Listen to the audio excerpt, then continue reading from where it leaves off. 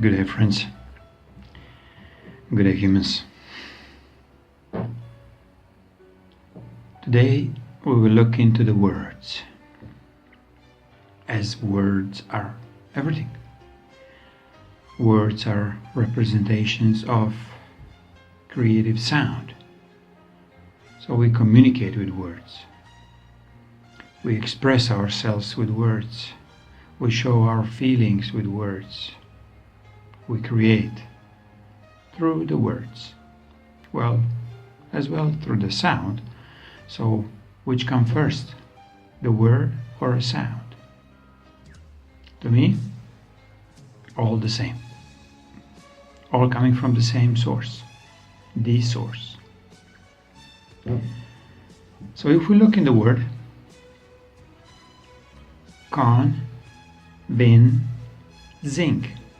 convincing, meaning the one who's trying to convince you will win to con you that you look into the zinc thinking this is a gold. So conning somebody is not really a negative thing if you trick your opponent that they don't see that you are conning him. So I'll try to con you today, somehow. I give all my best through my words and my sounds to con you into believing something that you don't know. Or better, to believe something that you think that you don't know. Or even better, that I'll convince you that you think that you don't believe in something that you already know. So I know it's complicated. Yeah. Let's get it easier. Title: The highest teaching. Convincing others that your suggestions are just their own ideas. Well, sounds very low ego. The highest teachings of all is here to prevent the teacher to become one. The highest teaching of all is the one that actually teach nothing, but actually gives everything to the student. Even the ideas that they were implementing through the teaching has to be presented as the ideas of the student. Otherwise, the teaching will become mandatory, overzealous, controlling, pretty much everything opposite of the teaching how to behave freely, how to learn to have a free will. So even in the teaching business, we are learning. Yet our educational system, if you take the word education or educat ion, ducat or duca, in African means popular. Well, ducat in Serbian means gold, silver or gold coin. So having an education, what does it represent to you? That you're more popular than other? That you are a golden boy or golden silver girl who is worthy much more than somebody else who has no education? Well, you can twist it, but my idea for today is to get you start really feeling every word that you use, that every word that you cherish, that you worship, that you go into a church to pray to God and you don't know what is his last name. Of course, God has no last name, but maybe from which planet he came.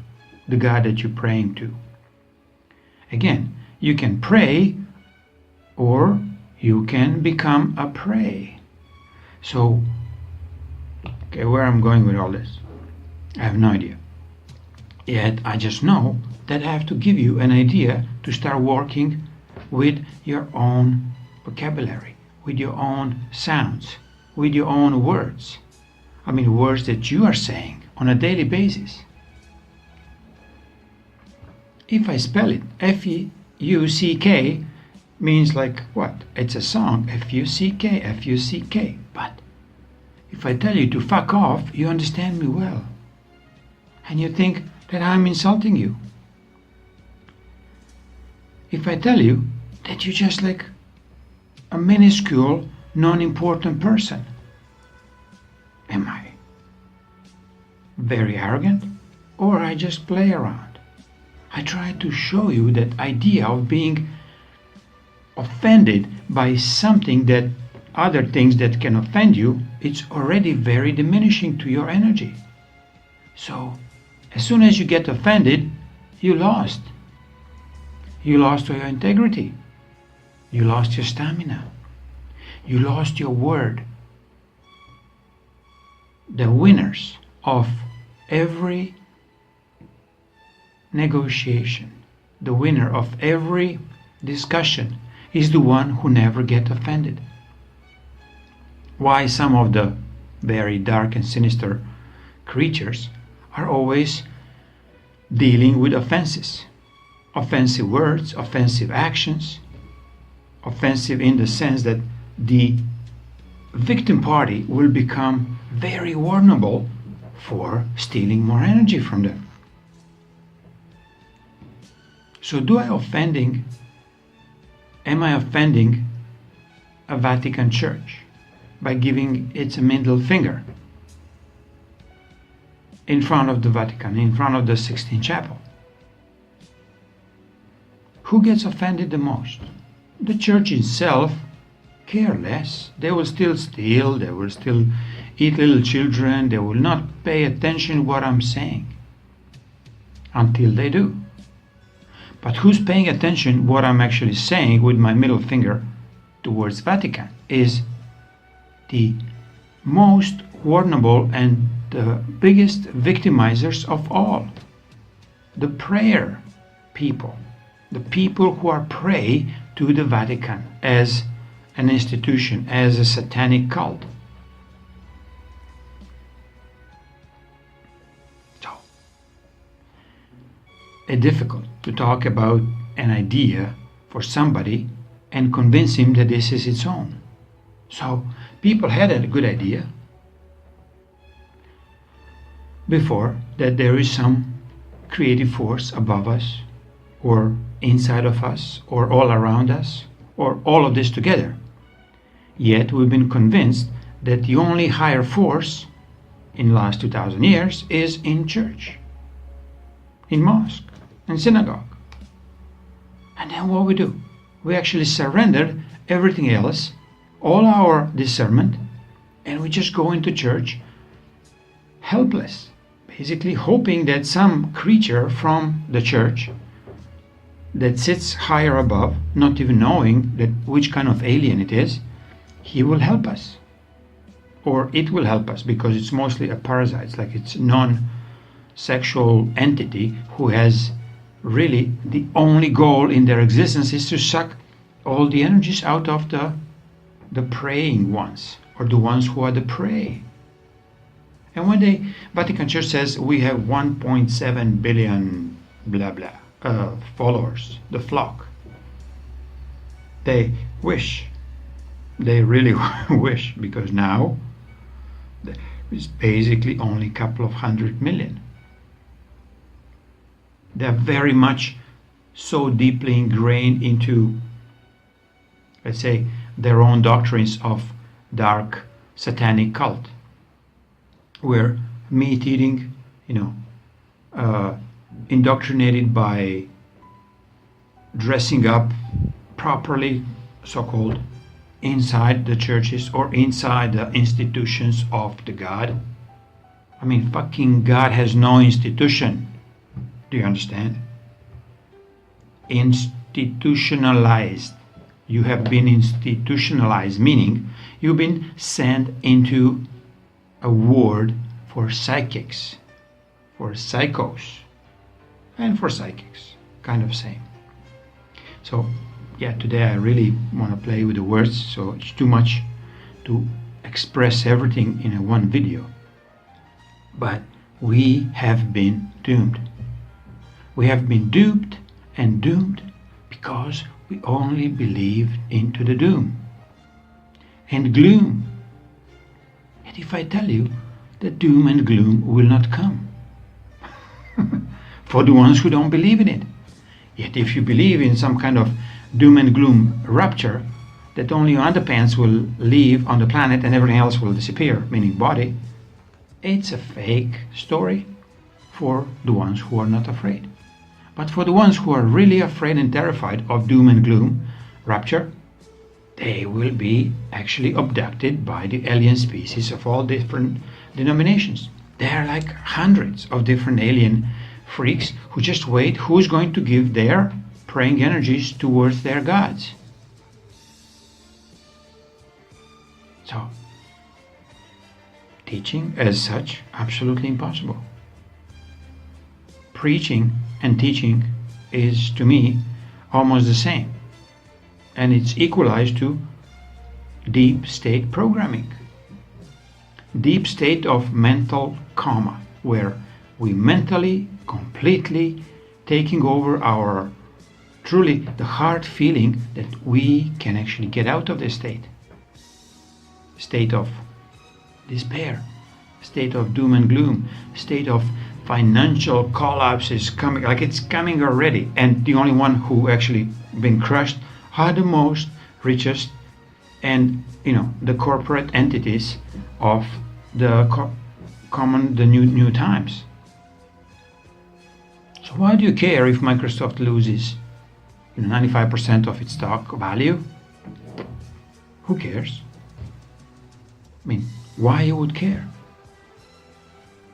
Only if you're so, idiotic, stupid, that you go and buy thousands of stocks of Microsoft.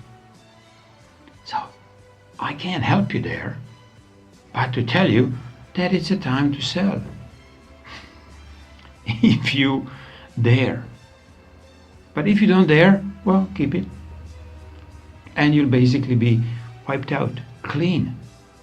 And will be actually tremendous benefit for your energies, because you will not have to worry anymore about the value of your portfolios. What if you don't have any portfolios? What if you only have an ideas about portfolio goes in these terms?